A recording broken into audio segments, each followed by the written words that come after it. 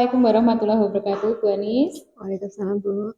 Ya, jadi hari ini kita akan melaksanakan wawancara praobservasi dengan tujuan agar pembelajaran yang Bu Anis lakukan nanti di kelas itu akan lebih baik, lebih percaya diri seperti itu. Nah, di sini saya akan menanyakan beberapa hal yang berhubungan dengan pembelajaran yang nantinya akan dilaksanakan Bu Anis di dalam kelas. Sebelumnya saya boleh tahu Bu Anis nanti untuk supervisi yang akan saya lakukan nanti Bu Anis memilih kelas berapa? Kelas 5, Bu. Kelas 5. Waktunya? Waktunya pagi, jam pertama dan kedua. Oh iya, jadi waktunya pagi jam pertama dan kedua. Nanti hari dan tanggalnya Bu Anis? Hari Senin tanggal 29 Mei ini. Ya, jadi nanti kita akan melaksanakan supervisi di hari Senin tanggal 29 Mei 2023 untuk kelasnya kelas 5 ya. 5. Kemudian jamnya jam pertama dan kedua. Baik, untuk RPP atau rencana pelaksanaan pembelajaran yang sudah Bu Anis buat, ini kompetensi utama yang akan dikembangkan apa, Bu? Untuk kelas 5 yang akan saya gunakan pada hari Senin itu nanti mengenal Rasul-Rasul Allah dan Rasul Ulul Azmi, Bu. Oh iya, jadi ini Bu Anis ini guru pendidikan agama Islam ya. Baik, kemudian untuk tujuan pembelajarannya? Tujuannya nanti kita menelaah tentang makna Rasul Ulul Azmi itu apa, kemudian anak-anak bisa mengidentifikasi dari 25 Nabi dan Rasul itu siapa saja yang termasuk dalam Rasul Ulul Azmi itu. Oh iya, baik. Sedangkan untuk pendekatan yang akan Bu Anis gunakan serta modelnya dalam pembelajaran nanti apa, Bu? Untuk pendekatannya saya menggunakan pendekatan saintifik, Bu. Dan untuk modelnya pembelajaran kooperatif dengan model STAD.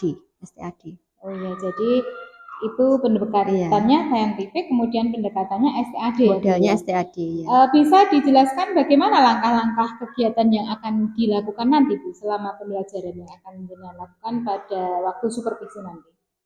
Untuk model STAD ini sebenarnya tidak terlalu berbeda dengan pembelajaran saintifik pada umumnya. Pertama nanti kita orientasi dulu, Bu, menyiapkan siswa untuk bisa masuk ke materi dan juga kita untuk mengenal pengetahuan siswa atau kemampuan siswa awalnya seperti apa. Baru nanti setelah itu saya akan memberikan istilahnya persepsi atau pengantar terhadap materi yang akan saya gunakan ini. Baru setelah itu pengorganisasian akan saya bagi menjadi beberapa kelompok. Nah, nanti dalam kelompok itu dinamikanya, di sana juga ada nanti sekalian penilaian juga di sana. Kemudian hasil yang akan didapat dari masing-masing kelompok itu nanti juga akan untuk penilaian akhirnya seperti itu. Seperti itu ya langkah-langkahnya. Kemudian kan di sini RPP yang Bu Anis buat itu kan sudah termasuk dalam RPP berdiferensiasi dan berintegrasi dengan KSE ya Bu Anis ya. Maka yang Bu Anis gunakan nanti sebagai media itu apa saja, Bu? Di sini ya salah satunya dalam diferensiasi konten ya, Bu ya. Dan juga ininya saya gunakan media PPT sama video pembelajaran. Selain itu juga nanti kita gunakan gambar. Oh iya. Gambar. Kemudian penilaiannya, Bu, penilaian yang akan digunakan nanti apa? Penilaiannya nanti mencakup 3 aspek, Bu. Keterampilan, pengetahuan, sama sikap. Untuk keterampilan nanti yang saya nilai adalah produk dari masing-masing kelompok itu berupa presentasinya, presentasi produk dari masing-masing kelompok. Kemudian untuk pengetahuannya itu nanti saya menggunakan checklist observasi selama pembelajaran berlangsung. Jadi ada beberapa kriteria di sini deskripsinya, anak yang cakap, berkembang dan awal seperti itu. Itu untuk observasi pengetahuan. Kemudian nanti untuk sikap di sini saya menggunakan lembar observasi penilaian diri yang akan saya bagikan kepada anak-anak seperti itu. Oh baik, Bu Anis. Jadi itu ya secara sekilas gambaran nanti pembelajaran yang akan dengan lakukan di hari Senin nanti. Jadi kita akan bertemu lagi nanti pada saat supervisi yang sesungguhnya di hari Senin Terima kasih Bu Anis ya. Ya, Semoga sama-sama, sukses Bu. nanti Amin. supervisinya. Iya. Assalam.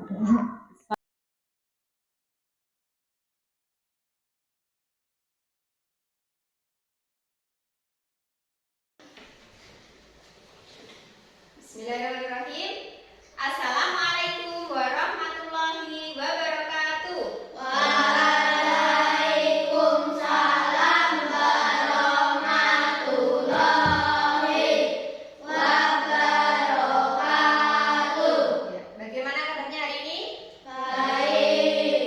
Ya, sebelum kita mulai pembelajaran, silahkan dipimpin berdoa dulu. Siap, doa mulai. Ya Tuhan,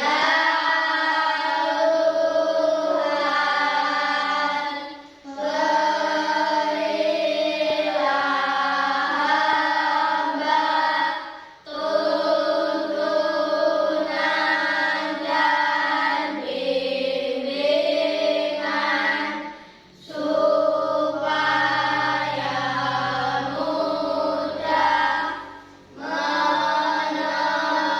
bimbingan supaya mudah menerima pelajaran.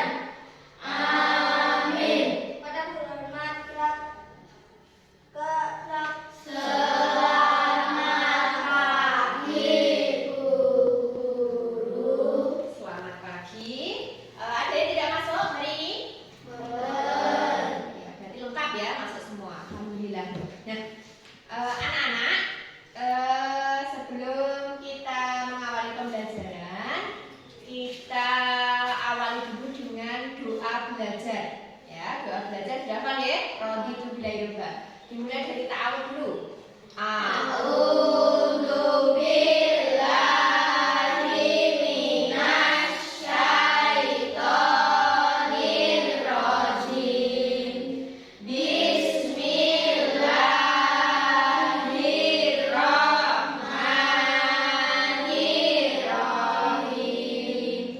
Raditu billahi rabba wa bil islami dina wa bil muhammadin nabiyya wa rasulah. Rabbi zidni ilman warzuqni fahma. Amin. Iya, alhamdulillah. Nah, kenapa kita harus berdoa dulu? Agar apa? Agar Allah memberikan kita kemudahan dalam menerima ilmu dan memahami ilmu. Jadi hanya tidak sekedar kalian datang mendengarkan, keluar dari ruangan sudah lupa biar. Nah, kalau dengan kita mengawalinya dengan berdoa, insya Allah Allah akan memberikan petunjuk, akan memberikan bimbingan, sehingga ilmu yang kalian dapatkan pada pagi hari ini akan masuk, akan kalian pahami sampai nanti di kemudian hari. Tidak lupa, tidak gampang lupa. Nah, anak-anak, seperti yang kemarin Bu Adi sampaikan, sebelum di akhir pembelajaran pada pertemuan minggu kemarin, hari ini kita akan mempelajari tentang cinta kepada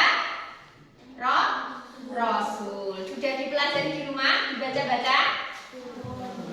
Nah, sekarang Bu Adis mau tanya, ada berapa jumlah nabi dan rasul yang wajib kita imani sebagai umat Islam? 25. 25, betul sekali. Nah, dari ke-25 nabi dan rasul itu, adakah nabi yang mempunyai keistimewaan tersendiri yang Allah berikan keistimewaan sendiri dibanding nabi-nabi yang lain? Ada tidak? Bagaimana? Enten. Ada berapa yang mendapatkan keistimewaan itu? 5, betul sekali. Ada 5. Kelima nabi itu mendapatkan gelar apa? Ulul Azmi. Nah, hari ini kita akan mempelajari lebih lanjut mengenai Rasul Ulul Azmi. Namun demikian, meskipun 25 nabi ini ada 5 nabi yang super istimewa, tetapi masing-masing nabi ini akan diberikan keistimewaan oleh Allah yang disebut dengan mukjizat. Jadi setiap nabi itu mempunyai mukjizat, kejadian yang luar biasa yang dialami oleh seorang nabi dan rasul. Nah, terus sebelumnya adakah yang masih ingat sifat-sifat yang wajib dimiliki oleh seorang nabi atau rasul? Sifat wajib nabi ada berapa? 4, pintar sekali. Ayo, siapa yang masih ingat pertama apa? Sidik, betul. Yang kedua apa? Tablik. Ayo, yang lainnya. Yang ketiga? Amanah. Betul sekali. Terakhir adalah sifat fatona. Bagus sekali, masih ingat. Nah, ini harus diingat-ingat. Orang namun pelajarannya terus melu rampung, harus diingat. Sidik artinya apa? Jujur atau benar ya. Jujur. Jadi Rasul itu selalu berkata benar atau selalu berkata jujur. Kalau tabligh menyampaikan. Seorang nabi dan rasul itu wajib menyampaikan wahyu yang didapatnya. Kemudian amanah dapat dipercaya. Seorang nabi dan rasul itu pasti dapat dipercaya, tidak mungkin khianat. Yang terakhir, ciri yang terakhir nabi dan rasul adalah fatona. Apa itu fatona? Cerdas atau pandai. Tidak mungkin seorang nabi itu bodoh. Seorang nabi pasti akan dikaruniai kecerdasan di atas rata manusia. Nah, untuk mempelajari lebih lanjut tentang rasul-rasul Allah, terutama Rasulul Azmi, di sini Bu Ani sudah menyiapkan satu video yang kalian bisa saksikan. Kemudian nanti Bu Anis akan membagikan kelas ini menjadi 3 kelompok. Ya, 3 kelompok berdasarkan apa? Berdasarkan hasil penilaian kalian minggu kemarin. Nah, jadi saya pintar orang dibagian pintar, saya bodoh orang dari sisi kalau bodoh. Atau saya kurang ya, bukan bodoh, tapi kurang memahami materi kemarin, itu nanti akan kita acak. Jadi semua nanti pengetahuannya berbeda-beda, jadinya apa? Seimbang ya, seimbang antar kelompoknya. Nah, jadi kalian perhatikan dengan seksama, digatek ketenanan, dipahami nanti pertanyaan masing-masing kelompok itu berkaitan dengan video yang kalian saksikan. Nah,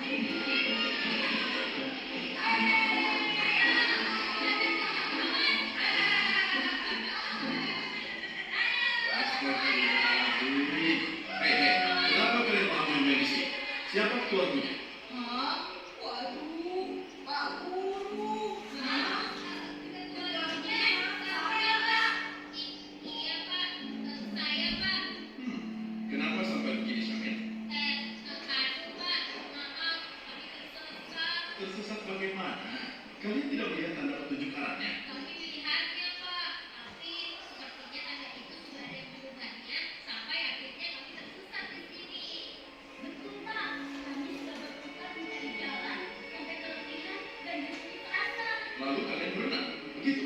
Ya, begitu deh Pak. Biar badan segar sambil menginspirasi Pak.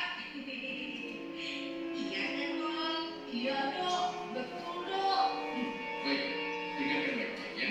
Di dalam kepramukaan, kita dididik selalu tegar dan bersemangat melaksanakan tugas, teguh, dan berkeinginan kuat sebagaimana sifat para ulul azmi. Ulul asli. Ulul asli itu apa, Pak? Oh, kalian belum tahu ya? Baiklah, dengarkan baik-baik ya. Secara bahasa, ulul azmi berasal dari dua kata, yaitu ulu dan azmi. Ulu berarti yang mempunyai, sedangkan azmi berarti kemauan yang teguh dan kuat.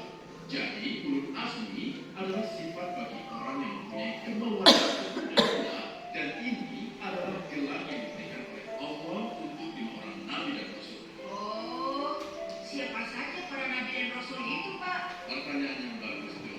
Nabi dan rasul yang bergelar ulul azmi itu ada 5, yaitu Nabi Nuh, Nabi Ibrahim, Nabi Musa, Nabi Isa, dan Nabi Muhammad SAW.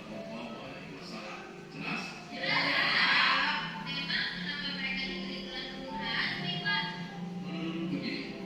Para nabi dan rasul itu adalah hamba-hamba Allah Subhanahu wa Ta'ala. Mereka tidak mengenal lelah menyeru umat manusia untuk beriman kepada Allah. Kalau pagi, siang, dan malam, mereka terus mengajak meski mereka mendapatkan rujukan sampai perlawanan dari kaumnya agar berhenti berdakwah. Namun mereka tetap bersabar, teguh, dan tidak putus asa. Mereka terus melaksanakan perintah Allah sampai akhir hayatnya. Subhanallah, luar biasa ya. Kalian ngerti? Kalian siap-siap. Kita akan segera menunjukkan perjalanan. Tapi Pak, Tapi apa dong? ya Pak, kita baru sebentar nih. Sebentar lagi nih Pak. Tanganku jadi sudah. Iya, sudah diperhatikan? Dari cuplikan video ini ada pelajaran tentang apa tadi? Rasul ulul azmi. Siapa yang tadi memperhatikan coba? Ulul azmi tadi terdiri dari berapa kata? 2. Apa dan apa? Ulul dan asli. Ulul dan azmi. Ulul artinya apa? Yang mempunyai. Azmi artinya kekuatan atau keteguhan. Di Rasulul Azmi ini kenapa mendapatkan gelar Rasulul Azmi? Karena dia mempunyai ketahanan, ya, ketahanan, mempunyai kekuatan, yang mempunyai semangat yang luar biasa dalam mendakwahkan agama Allah, agama tauhid, sehingga Allah menganugerahi kelima nabi tersebut dengan gelar Ulul Azmi. Siapa saja kelima nabi tadi?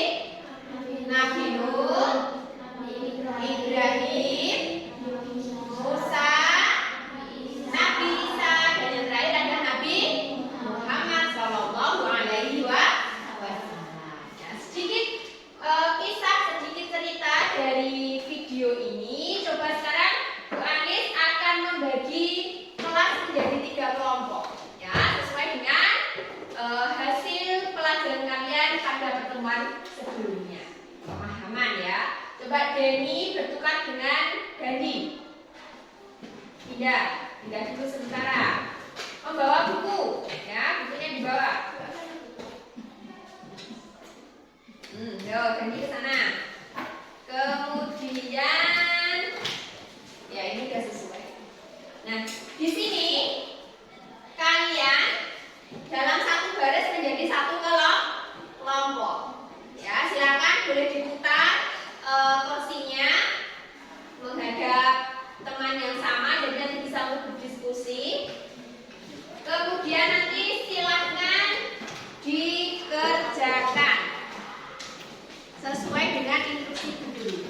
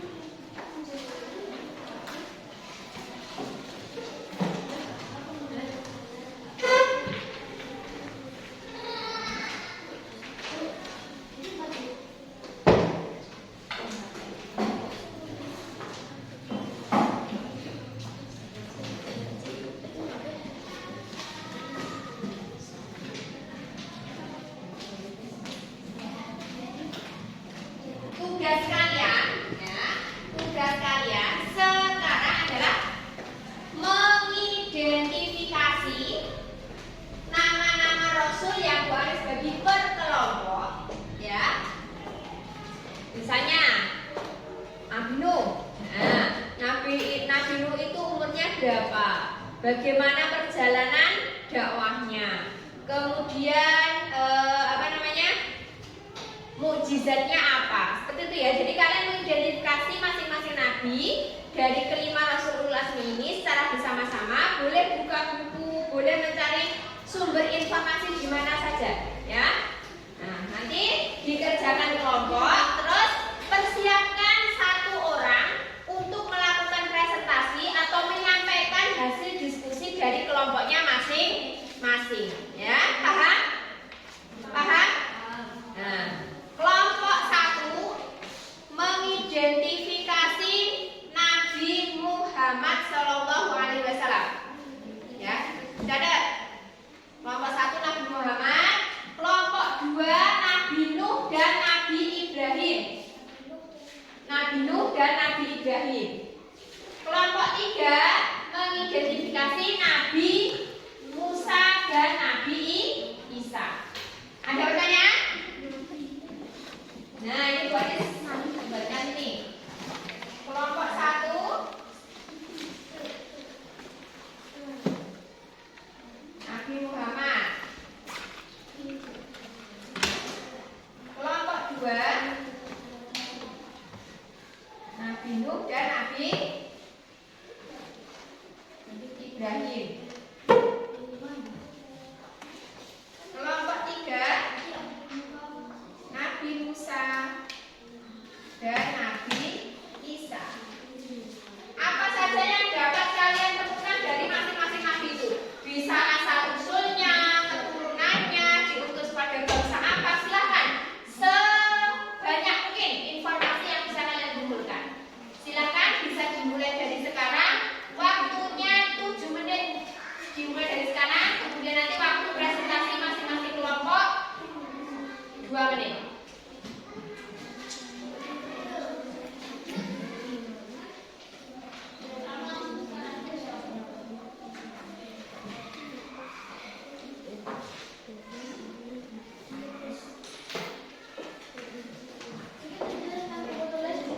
Di buku yang tadi Bu Anis saya bagikan, ya.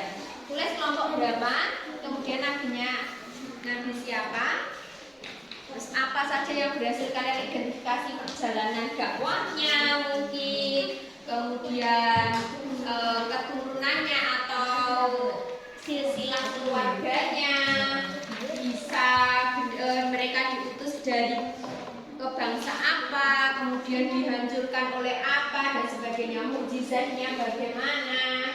Sebanyak-banyaknya, sebanyak mungkin yang kalian bisa kumpulkan. Semua kerja bareng, ada penilaian kelompok, ada penilaian individu ya. Tujuan kita mempelajari ini agar kalian nanti mampu memahami, paham bedanya antara Rasul yang 25 nabi itu dengan Rasul yang mendapatkan gelar ulul azmi. Kemudian kalian juga paham siapa saja Rasul-Rasul yang termasuk dalam Rasul ulul azmi. Nah, jadi dengan ini kalian semakin paham nantinya. Jadi cukup rangkuman saja. Misalnya dia Ibrahim, ibunya siapa, ayahnya siapa, diutus kepada kaum apa, musuhnya raja siapa, kemudian mukjizatnya apa, seperti itu ya. Nah, coba boleh dibuat diagram atau dibuat apa namanya konsep map gitu ya. Peta konsep boleh, mau dibuat gambar boleh, dibuat poster boleh, hasil dari kerja kelompok kalian.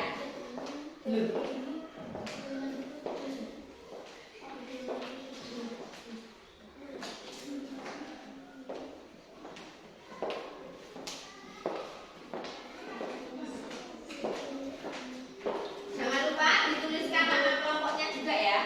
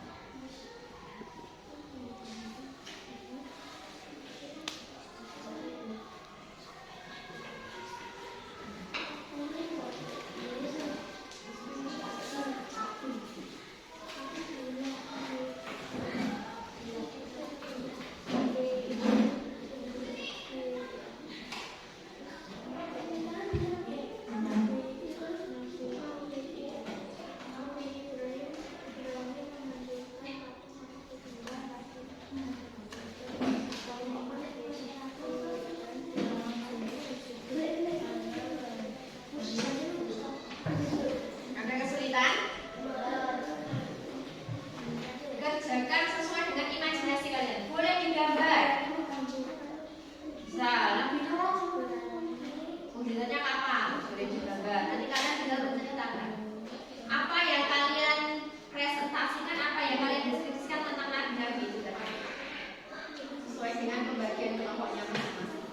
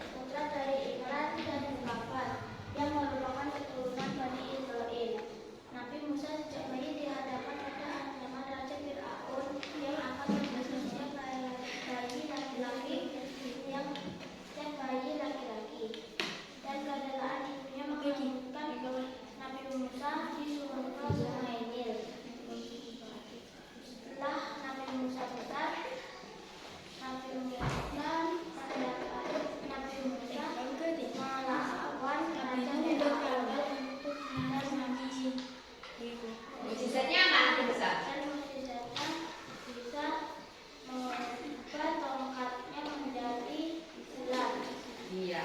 Merubah tongkatnya menjadi ular. Ada lagi tidak? Mukjizat Nabi Musa. Coba kelompok yang lain. Ada yang bisa menyebutkan tidak? Mukjizat Nabi Musa. Tadi pertama disebutkan kelompok 3 bahwa Nabi Musa itu mempunyai mukjizat tongkatnya bisa berubah jadi ular. Betul atau salah? Betul ya. Kita sudah sering dengar kisah ini. Kemudian ada satu lagi.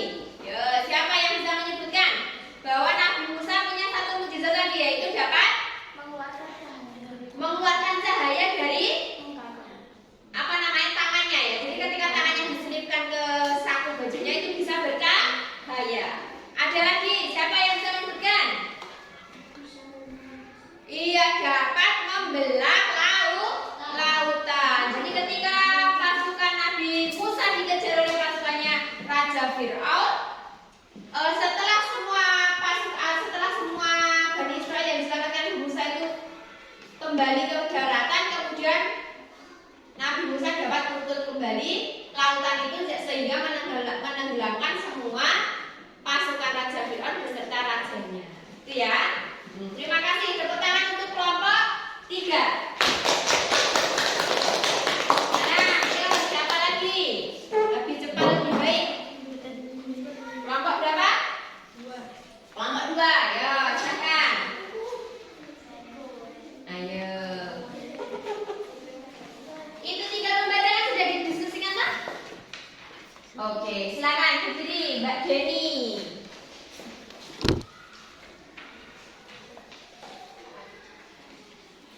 Ayo, Jenny. Ceritakan apa dari hasil diskusi kalian tadi? Kalian dapat tugas apa tadi? Nabi Ibrahim dan Nabi Nuh. Ayo, Nabi Ibrahim dulu. Nabi Ibrahim itu ayah Nabi Ibrahim siapa namanya? Azar. Dia pekerjaannya apa?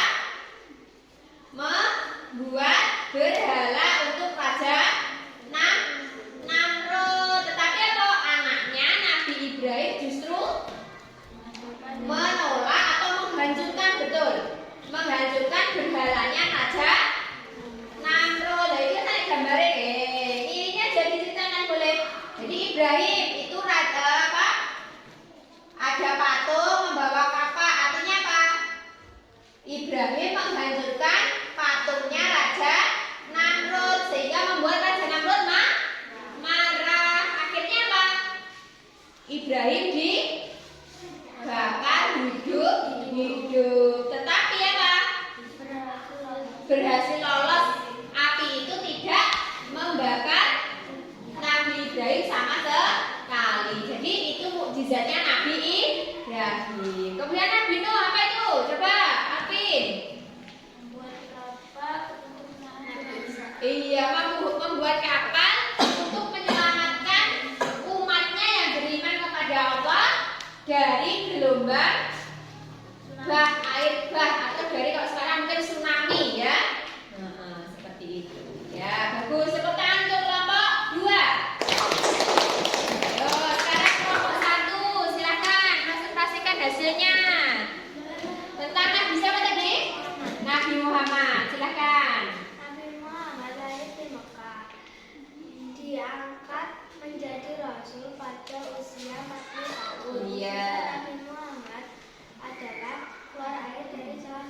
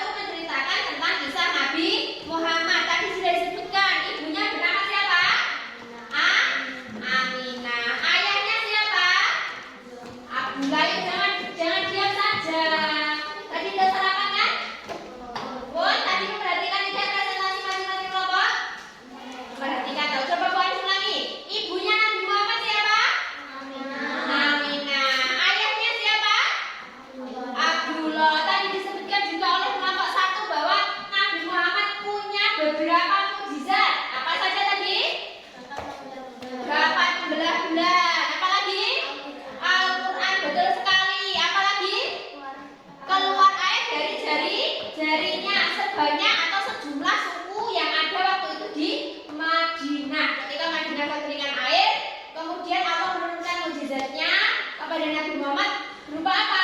Nabi Muhammad dapat memancarkan mata air atau air ya dari celah-celah jarinya sebanyak jumlah suku di Madinah waktu itu ada 4 ya.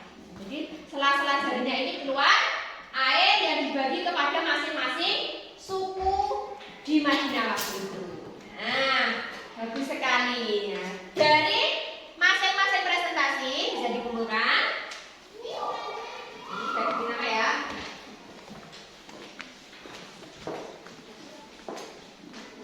Nah, dari masing-masing presentasi kalian, coba kita simpulkan bersama-sama. Kita ulangi bersama-sama. Rasulullah tadi ya ada berapa? 5. Kenapa mendapat gelar ulul azmi tadi? Karena mempunyai apa tadi? Ketabahan luar biasa dalam berdakwah. Masing-masing nabi tadi mendapatkan kekuatan yang luar biasa atau sesuatu yang luar biasa dari Allah yang disebut apa? Mukjizat. Mukjizatnya Nabi Nuh tadi apa? Selamat dari bencana banjir dengan membuat kapal. Nabi Ibrahim tadi mukjizatnya apa? Apa mau ya bahasanya orang? Tidak terbakar dalam api. Nabi Musa apa tadi mukjizatnya? Tongkatnya bisa menjadi ular. Apalagi tadi? Membelah lautan. Apalagi tadi? Tangannya bercahaya. Nabi Isa, ayo Nabi Isa dapat bicara waktu bayi, betul sekali. Ada yang lain?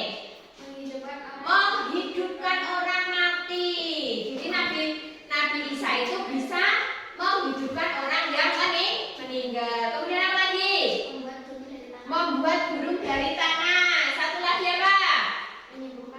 Menyembuhkan penyakit, khususnya penyakit kusta, penyakit kulit. Jadi pada waktu itu kaumnya Nabi Isa mendapat cobaan berupa penyakit kusta, penyakit kulit yang menjijikan.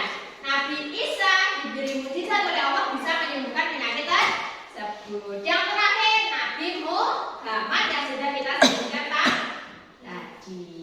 Ada pertanyaan terkait dengan Rasulullah ini?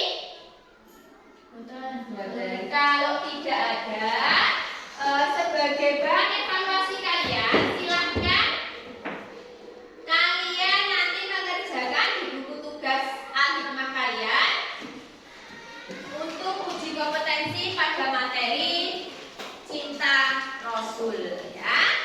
Silakan dikerjakan halaman 17, Romawi 1 dan 2. Untuk pertemuan selanjutnya ya, untuk pertemuan selanjutnya kalian bisa mempelajari materi mengenai akhlak terpuji, kisah ikhlas ya, ikhlas, tentang ikhlas, akhlak terpuji yaitu ikhlas. Nanti kita akan bahas lebih lanjut pada pertemuan selanjutnya.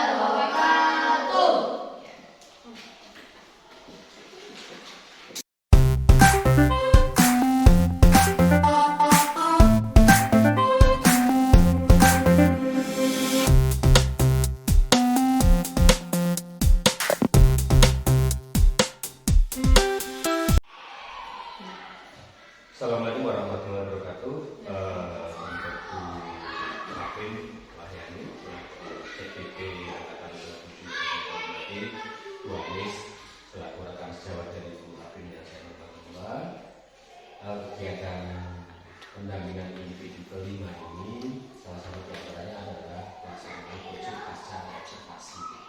Lalu itu kami persilakan setelah saya melihat dari video pembelajaran yang Bu Anis lakukan, kemudian dilakukan observasi oleh Bu Apin Wahyani, ada beberapa hal yang terkait dengan kegiatan masa observasi ini. Untuk kepada Bu Apin kami minta untuk melaksanakan dialog pasca observasi menggunakan coaching, di mana Bu Apin sebagai coachnya dan Bu Anis sebagai coachnya. Itu kami persilakan dengan kepada Bu Apin Wahyani. Terima kasih Pak Nur atas waktu yang diberikan kepada kami. Assalamualaikum warahmatullahi wabarakatuh, Bu Anis. Jadi hari ini kita akan melakukan catatan pasca observasi setelah Bu Anis kemarin hari Senin melakukan praktek pembelajaran ya yang saya supervisi kemarin. Baik, tujuannya ini agar pembelajaran yang nanti Bu Anis lakukan di masa yang akan lebih meningkat, lebih baik. Baik Bu Anis, saya mau tanya untuk pembelajaran yang Anda lakukan di hari Senin kemarin, itu kira-kira bagaimana perasaan Bu Anis tentang pembelajaran? Terima kasih Bu. Perasaan saya setelah melakukan pembelajaran yang disupervisi oleh Ibu Kepala Sekolah kemarin itu sebenarnya belum terlalu puas ya, karena ada beberapa hal yang memang masih belum bisa saya maksimalkan dan mungkin itu nanti akan menjadi catatan saya untuk selanjutnya. Ya, tetapi sebagian besar sudah sesuai dengan rencana ya, karena saya lihat dari RPP yang sudah Bu Anis buat kemarin kan sudah hampir semuanya dasarnya di sini. Hanya saja hal-hal yang kurang memuaskan itu kira-kira di bagian apa? Ya kemarin kan satu jam pelajaran ya guys, 1 menit, jadi saya belum maksimal dalam menggunakan media ya saya gunakan. Jadi kan ada 2 media, sana ada video sama PPT. Ya kemarin yang terpakai baru videonya, PPT-nya belum bisa tersampaikan karena saya juga mengejar maksimal dinamika kelompoknya. Kemudian untuk ketercapaian kompetensi atau tujuan pembelajaran yang sudah Bu Anis cantumkan di RPP bagaimana? Sudah semuanya tercapai atau masih ada beberapa yang belum tercapai? Alhamdulillah sudah secara keseluruhan sudah tercapai. Mungkin 90% ya, dalam artian untuk anak-anak target saya memang 90% sudah tercapai untuk tujuan. Ya. Kemudian kemarin pada saat Bu Anis melakukan pembelajaran ya, pada saat saya melakukan supervisi itu kan ada beberapa anak yang kelihatannya masih belum aktif ya, masih belum aktif. Nah, rencana ke depan Bu Anis supaya anak-anak ini bisa menjadi aktif ini apa? Saya akan mencoba seperti kemarin ya, saya buat kelompok-kelompok yang heterogen ya, maksud saya itu biar bisa mewarnai seperti itu. Jadi yang aktif tidak hanya kumpul jadi satu, tapi ngeblend gitu, nanti bisa mempengaruhi temannya. Nanti mungkin juga saya akan mencoba terus dimotivasi, dikasih pertanyaan biar anak itu terpancing untuk bisa aktif memberikan menyampaikan apa yang dia pikir, yang dia rasakan. Ya, karena kemarin kalau saya lihat kan pengelompokan yang Bu Anis buat itu kan berdasarkan kemampuan akademik kalau tidak salah ya. Jadi yang mungkin kemampuan akademiknya tinggi jadi satu kelompok, kemudian yang sedang, kemudian yang seperti itu.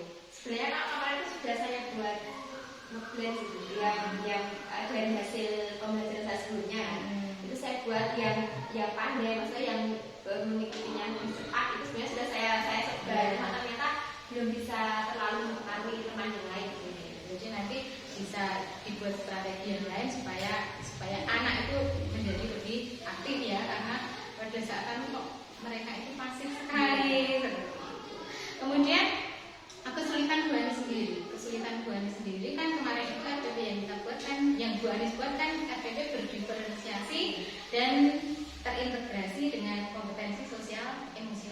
gitu ya.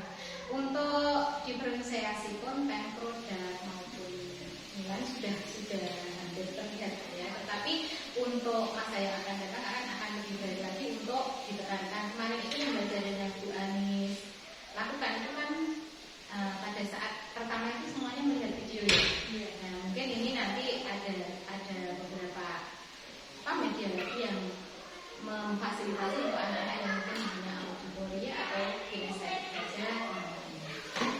Dan kemudian Bu Anis untuk pembelajaran yang akan Bu Anis lakukan di masa yang akan datang ini kira-kira bagaimana? Seperti yang tadi teman-teman saya kan mengaktifkan anak-anak pasti dulu. Saya coba untuk saya gali terus, mungkin nanti diberi diberi ruang tersendiri bagaimana mereka bisa mengeksplor dirinya lebih merasa aman mungkin ya. Kadang-kadang anak malunya itu kerasa malu itu belum tidak pede seperti sebenarnya mereka itu saya yakin punya jawaban masing-masing. Cuma untuk mengutarakannya itu kan belum pede lagi. Mungkin nanti saya fokusnya ke situ lah. Iya, biar anak-anak berani menyampaikan pendapat. Kemudian menurut Bu Anis untuk coaching seperti yang kita lakukan ini baik dari pra-observasi dan pasca observasi ini ada manfaatnya tidak untuk peningkatan pembelajaran yang Bu Anis nanti lakukan di kelas? Ya. Alhamdulillah Bu, bagi saya itu sangat bermanfaat. Pertama, sebelum saya mengajarkan masih pra-observasi dengan Ibu ya. Sana kan mulai dari RPP yang akan saya gunakan dan ada masukan-masukan yang membangun bagi saya. Kemudian pasca observasi seperti ini juga memberikan masukan yang positif untuk saya lebih baik ke depannya. Jadi sangat bermanfaat untuk saya pribadi. Ya, baik. Jadi seperti itu ya. Ternyata percakapan pra-observasi ataupun pasca observasi yang dulu-dulu mungkin seperti kita sepelekan kita lakukan itu ternyata sangat bermanfaat sekali untuk peningkatan pembelajaran bagi guru. Jadi ini untuk masa-masa yang akan datang saya akan lakukan lagi tidak hanya bagi Bu Anis tetapi juga buat rekan kerja yang lain. Seperti itu. Jadi ini saya kira cukup untuk percakapan wawancara pasca observasi ya Bu Anis. Semoga ini membawa manfaat yang baik untuk kita semua. Jadi, terima kasih Bu. Wassalamualaikum warahmatullahi wabarakatuh. Waalaikumsalam warahmatullahi wabarakatuh. Terima kasih Bu Aprilnya. Kegiatan coaching sudah dilaksanakan, di mana tadi pada awal coaching itu Bu April melaksanakan percakapan, tujuan percakapannya sudah disampaikan, kemudian percakapan balik antara Bu Anis dan Bu April juga sudah terlaksana. Hanya beberapa hal yang mungkin bisa sampaikan terkait dengan strategi yang strateginya mungkin masih kurang ya. Nah, kalau strateginya masih kurang mungkin bisa menanyakan apa-apa untuk Bu Anis agar anak-anak itu mampu mengungkapkan pendapat apa-apa. Itu yang kedua, kesulitan guru tadi justru malah diungkapkan langsung oleh Bu April. Jadi kesulitan guru meskipun Bu April betul-betul melihat kesulitan guru dari observasi, seharusnya Bu April itu menanyakan kepada Bu April kesulitan itu di waktu di kelas seperti apa. Misalkan dari tadi juga disampaikan dengan cara kesulitan guru tadi mengaktifkan anak peserta didik itu Bu April sudah mengemukakan itu sehingga Bu Anis hanya mendengarkan saja. Harusnya itu digali dari Bu Anis setelah kesulitan guru lah kira-kira nanti apa yang dicapai oleh Bu Anis untuk mengaktifkan anak itu secara maksimal meskipun anak itu mempunyai jawaban sendiri-sendiri sebetulnya hanya dari sisi kemampuan anak penyampaian itu memang masih perlu dibimbing. Ini Bu Anis lah nanti yang sebetulnya dari situ nanti Bu Anis bisa mengembangkan bagaimana kedepannya konsep kedepannya kemarin kita laksanakan seperti ini besok kedepannya seperti apa. Selanjutnya untuk area pengembangannya juga sudah disampaikan oleh Bu Akrin. Area pengembangan tadi sudah dijawab juga oleh Bu Anis terkait dengan bagaimana meningkatkan kemampuan pembelajaran pada masa-masa yang akan datang. Dan perasaannya Bu Anis tadi sudah dikatakan juga bahwa dalam kegiatan pembelajaran dengan menggunakan RPP yang berdiferensiasi ya, ini kan agaknya lumayan perlu mendapatkan masukan pembelajaran yang lain, karena diferensiasi itu tidak mudah ya. Pembelajaran berdiferensiasi mengetahui kemampuan awal siswa itu tidaklah mudah, perlu dengan menggunakan strategi tertentu, perlu dengan menggunakan alat dan bahan tertentu untuk mengetahui anak didik kita itu seperti apa. Kalau di tingkat yang lain mungkin dari sisi mengetahui kemampuan awal itu bisa dilihat dari nilai SD-nya. Kalau SMP kan dilihat dari nilai SD-nya seperti apa. Kalau dari TK ke SD mungkin bisa dilihat dari nilai kelas sebelumnya TK-nya seperti apa. Kalau kelas 5 SD dilihat dari kemampuan anaknya di kelas 4. Meskipun kadang-kadang kemampuan anaknya tidak bisa terwakili. Terima kasih Bu Beli, itu yang bisa saya sampaikan pada hari ini. Kegiatan coaching ini merupakan bentuk yang disampaikan kembangkan dalam kurikulum Merdeka Mengajar. Kemudian RPP-nya pun juga paling tidak semua Bapak Ibu itu mempunyai kemampuan untuk membuat RPP yang berdiferensiasi. Meskipun tidak semua, kalau semua nanti kemudian pekerjaan guru akan bertambah banyak. Tapi kalau memang bisa ya nanti satu setiap kali mengajar RPP-nya kita buat dan itu menjadi skenario pembelajaran dalam kegiatan pembelajaran, bukan hanya ulang hanya dasarnya yang buku paket sama LKS saja, tapi memang ada skenario pembelajaran yang langkah-langkahnya harus dipenuhi, harus ditaati dalam kegiatan belajar mengajar. Kemudian kita terima kasih. Assalamualaikum warahmatullahi wabarakatuh. Waalaikumsalam.